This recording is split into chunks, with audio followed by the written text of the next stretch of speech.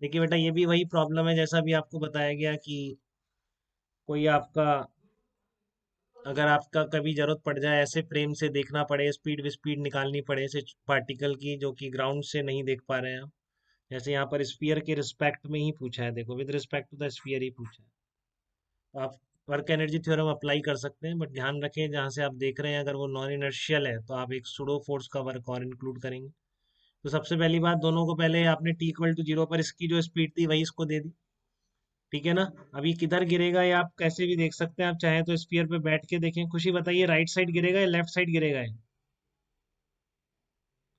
आपका जो small particle आपने रखा है ये इधर गिरेगा या इधर गिरेगा स्फीयर पे? राइट गिरेगा। कैसे कह रहे हैं आप राइट?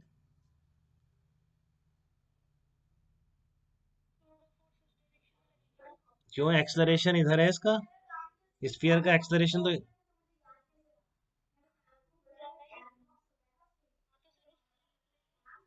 अच्छा राइट कह रहे हैं आप, इस साइड ही कह रहे हैं आप, मतलब है ना। हाँ गुड गुड, तो आपका सुडो सुडो फोर्स इस पर किधर लगेगा, इधर लगेगा। ठीक है ना, और वैसे भी देखें आपने सेम स्पीड रखी है, आगे निकल रहा है ना बेटा, ये तो आगे निकल रहा है। तो इसलिए इस साइड गिरेगा ग्राउंड से अगर देख रहे हैं आप, क्योंकि इसका तो एक्सलरेशन है। ठीक है, या सुडो फोर्स से देख रहे हैं तब भी दिख रहा है। तो ये कह रहा है जब वर्टिकल से थीटा पोजीशन पर आ जाए, बोल रहे हैं ना कब निकालनी, is release from the speed of the particle as a sphere as a function of theta. तो बेसिकली ये भी डायग्राम दे रखा था शायद उसमें, लेकिन मैंने आपसे पूछ लिया किधर गिरेगा इसलिए मैंने नहीं लिखा है, थीटा ये दे रखा है। ठीक है, तो यहाँ पर इस as a function of theta इसके आपको स्पीड निकालनी, but with respect to sphere ही निकालना है, ग्राउंड से नहीं निकाल सकते बेटा क्योंकि नहीं तो हमको टाइम बताना पड़ेगा कितने टाइम बाद। बट ऐसा कुछ नहीं बताया, लेकिन इसके रिस्पेक्ट में तो आप लिख सकते हैं सिंपल एनर्जी इक्वेशन से। बट एनर्जी इक्वेशन कहाँ से लगाएंगे, स्पीयर से लगाएंगे। हाँ केतन, तो आप बता सकते हैं बेटा क्या करूँ अब मैं आगे, कैसे एनर्जी इक्वेशन लिखूं, कौन कौन से फोर्सेस लिखूं। विद रिस्पेक्ट टू स्पीयर लगा रहा हूँ पहले, तो ये बता दूं मैं आपको। ठीक है केतन, कहाँ से लिख रहे हैं, विद रिस्पेक्ट टू स्पीयर लिख रहे हैं। हाँ तो बताइए क्या लिखूं मैं आगे, बोलिए बेटा। Very good, work done by M G plus, और कौन कौन से हैं, work done by normal reaction plus. Very good, क्योंकि आप इस पे बैठे हैं, बहुत अच्छा बेटा। ठीक है, इक्वल टू किसके, बाकी कोई फोर्सेस है नहीं एम जी, तो आप क्या कर देंगे, डेल्टा के कर देंगे। ठीक है, तो क्या आप मुझे वर्क भी लिखवा सकते हैं क्या केतन की, एम जी का वर्क कितना है इस पोजीशन से इस पोजीशन, ए पोजीशन से बी पोजीशन तक एम जी का वर्क कितना हो। वेरी गुड बेटा, very good. M G R one minus cos theta, normal reaction का वर्क कितना होगा।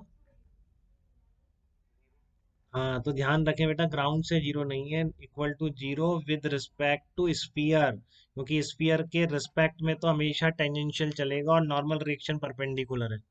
सब बच्चे ध्यान रखेंगे इसका, ठीक है ना। आगे क्वेश्चन करेंगे अपन जहाँ पे इस तरह के कंफ्यूजन हो सकते हैं, तो पहले ही मैं वार्न कर रहा हूँ। ये जो नॉर्मल रिएक्शन का वर्क डन है, this is zero only with respect to this sphere, not with respect to ground. Ground के रिस्पेक्ट में इसका डिस्प्लेसमेंट टेंजेंशियल है ही नहीं। इसका डिस्प्लेसमेंट क्या है ग्राउंड के रिस्पेक्ट में, स्फीयर के रिस्पेक्ट में प्लस स्फीयर का ग्राउंड के रिस्पेक्ट। तो वेक्टर ऐसे आएगा, नेट इन दोनों वेक्टर का एडिशन इसका नेट डिस्प्लेसमेंट है। दीपेंद्र आपको बात क्लियर है क्या क्या कह रहा हूँ मैं, कि ग्राउंड के रिस्पेक्ट में जीरो जीरो क्यों नहीं होगा, क्योंकि ग्राउंड के रिस्पेक्ट में डिस्प्लेसमेंट के दो कंपोनेंट, ग्राउंड एक तो ये वाला इसके रिस्पेक्ट में प्लस स्फीयर का, इन दोनों का वेक्टर सम इसका नेट डिस्प्लेसमेंट आ रहा है। तो देखो नॉर्मल रिएक्शन के अलोंग कंपोनेंट आ गया है displacement with respect to ground.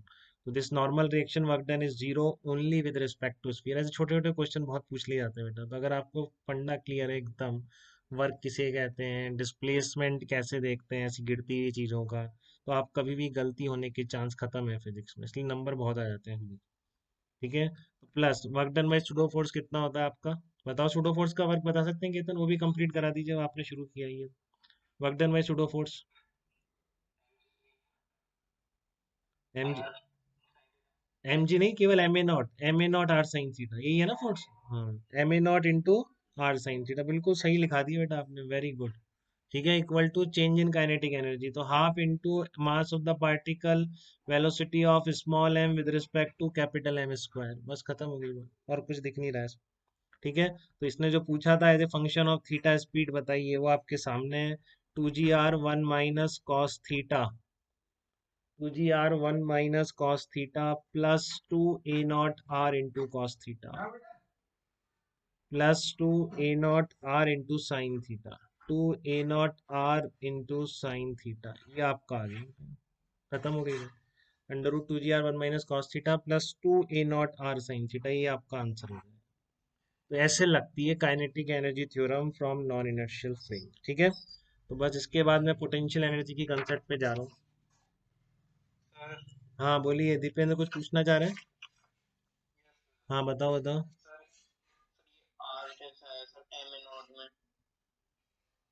ये,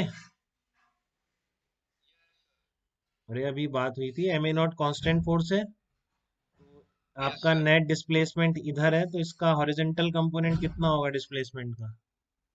ये आर है, थीटा है, आर कॉस थीटा, ये आर साइन थीटा नहीं होता है? वही है तो। बी पॉइंट पर क्या देखा?